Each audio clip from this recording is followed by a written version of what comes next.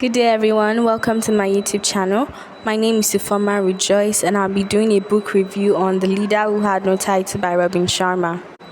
By name Blake Davis, who was born in Milwaukee but grew up in New York. He was identified as a heart on 2 feet. Though not being the richest, he lived a very blissful life. He grew up in a happy family wrapped in the armor of his parents, who played the role of the salt of the earth in his life. Unfortunately, after the demise of his parents, his life took a wrong turn as he refused to find joy anywhere else outside his parents. He swindled between jobs in order to fill up time as he never got satisfaction of them. He diverted from one occupation to the other in search of purpose and belonging, with the hope of finding fulfillment. This move rather made him more devastated, as the memories of watching his teammates get maimed and killed brutally made him lose more of himself to the unknown. The thing he learned from his parents was the obsession with books, as the best people always seem to have the biggest libraries. With this, he was able to secure a job at a bookstore in Soho. Although he brought along a negative attitude, acceptable at his place of work, but this attitude soon changed on the day he least expected, the day he got a visitation from the most unexpected person. Monday morning, after the usual Monday morning scrum, where the team recognized the best and encouraged the slaggers, Blake shied away from any form of work or service as usual, and he decided to hide himself behind stacked up bookshelf with his coffee at hand. Suddenly, a man eccentric in appearance and behavior turned out to be a transferred employee of the organization walked up to him. He had a philosophy which was the beginning of the swift in the mindset of Blake. At first, Blake didn't really want to listen to this man because he was awkwardly appeared, his hair so messed up with a Mickey Mouse handkerchief. But when he realized that this wasn't a prank from his colleagues, he decided to give this man a listening ear. Tommy Flynn. This was the name of the man who introduced the philosophy. Along the line, he revealed himself to be a friend of Blake's late father back at Milwaukee. He made a promise to train Blake into unleashing the potentials he had inside. Quoting Mother Teresa, he said, "If everyone should sweep their own doorsteps, the world would be clean."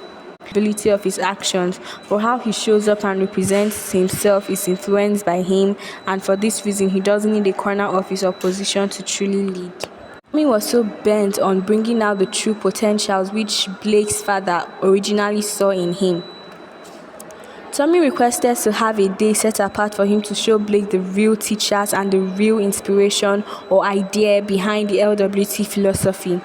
But before he took him to learn the single most important discipline needed to win, he first had to test Blake's willingness by suggesting a real strange venue. Tommy suggested that the meeting should hold at Rosemead Cemetery and at the greatest time of the day, which was 5 a.m. Although the time and venue didn't really sit well with Blake, but he encouraged himself to continue because leaders do things failures aren't willing to do, even though they might not like doing them. Learning and knowing what this whole philosophy was about. In front of 2 graves, he handed a silver necklace with the engraftment LWT to serve as a reminder to Blake and officially introducing him to the method of lead without a title. Afterwards, he led Blake to the 2 graves and encouraged him to pick up the tablets in front of each and read the words inscribed on them. This was where the 10 human regrets and 10 human victories were taught. At the end of the day, Blake realized that only the mediocre die always at their best. Real leaders are always improving and raising their bar on how superbly they can perform and how quickly they can move. After the whole meeting at the cemetery, Blake was later taken by Tommy to the finest hotels at Manhattan, New York, to see one of the great 4 leaders, Anna, who was originally from Argentina and worked as a housekeeper in her early 40s. Her own experience on how she got impacted by the LWT and how the LWT philosophy actually influenced her life.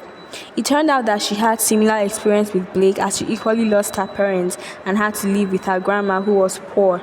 But she decided to be the best in all that she did. She decided to put in her all and stand out, and she wasn't limited by the role or the position which she played as a housekeeper, but rather she decided to bring out the best in housekeeping. See it as a weakness, but she sees it as the greatest job ever, because she got the opportunity of meeting with great ministers, presidents, and great owners of great companies. Afterwards, she appreciated the soldiers who sacrificed their life to keep America safe. This made Blake really happy, as for the first time in a long while, he felt quite important. At the end of the meeting, Nana introduced the acronym, which represented the elusive algorithm of leadership, which was bound to make Blake a first, only, most, and best. ICE, which stand for innovation. Anna advised Blake that he should always bring in and think of ways to be innovative in everything that he did. M, standing for mastery, that in all that he did, he should ensure to be the best, and he should ensure to stand out and be the one and only best, that he should always continuously put in his all to all that he did. A is standing for authenticity. He should always be true to himself, and he should not let his circumstances define who he truly was. G is standing for guts, that he should continuously be bold and brave enough to stand and to defend what he knows, and to stand and to run out and to actually come out the best. E is standing for ethics, that he should be disciplined. He should set out goals, and he should actually be disciplined, and he should into achieving them. Blake was introduced to the second philosophy teacher, Ty Boyd. Ty was a 5-time World Slalom skiing champion who had skied the deep powder at Haves, New Mexico, in his early 30s due to an injury on the knee that occurred in Austria.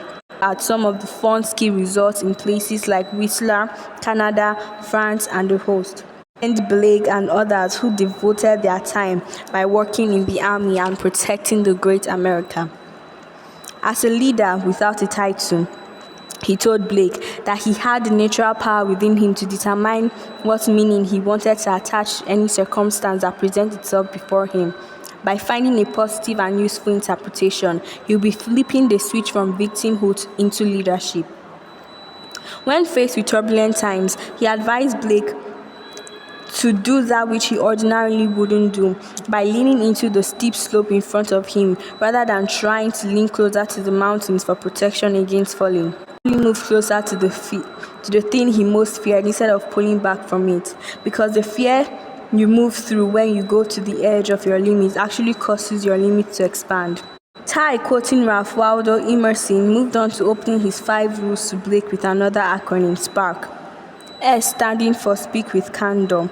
He advised Blake that in all that he did, that he should always speak with high form of respect for others. P, standing for prioritize. He should always have a scale of preference whereby he does the most important things first, rather than doing the things that are least important. A, standing for adversity breeds opportunity. He advised Blake that in every circumstance or every event he finds himself, that there's always an opportunity within, and therefore he should seek out to finding that opportunity and making good use of it. R, respond versus react. It is not every situation you find yourself that you would react to. At some points, you just have to not respond. K, kudos for everyone. He advised Blake that he should learn to appreciate people for the little things that they do, because everyone's efforts actually does matter. Xin Chan, who was a software engineer but quit his job to work as a gardener. They all held their acronyms very dear. The acronym given by Jackson was HUMAN, H meaning helpfulness. As a leader, you must be very helpful and useful to the people around you. U meaning understanding. As a leader, you should be considerate. You should be willing to act from other people's views by being able to actively listen to people. M meaning mingle. As a leader, you should have a good communication and social skill, because the attribute of a leader is the ability to interact with people, regardless of where they stand, regardless of their position, from the highest executive to the lowest cleaner. Every single one has an importance. Therefore, you should accord everyone the respect that they each deserve. A meaning amuse. A good leader who wants to be loved by everyone mustn't always be serious. Not every event or activity calls for ranting or pressure. N meaning nurture. As a leader, your aim is to groom the people around you to become a better version of themselves. At the end of the day, Jackson gave Blake some seeds, showing that just as plants take time and patience and dedication into becoming something admired by all, so do people. After their meeting with Jackson, they went on to meet yet another leadership mentor, the last but not the least, Jed Brisky. He was a massage therapist, and just as the other mentors, he went ahead to thank Blake for his contribution to the military and support for the country. He ended up meaning see clearly. Your perspective of the world is projected by what you give to it. Same with a beautiful place, your behavior towards people would be nice. H meaning health is wealth. For no reason should the value of your health be neglected. A leader just can't be a good leader if your health isn't good. That which inspires and interests them and go into developing it. Joy is found when you associate with your family. So no matter how far or how great or how famous you may become, never neglect your family and friends and the people who actually stood and supported you. You get to live once, so enjoy it completely. Never feel guilty for getting yourself nice things. Just because you're a leader doesn't mean you have to actually look nice and look the part. At this meeting, the rest of the every single Monday it became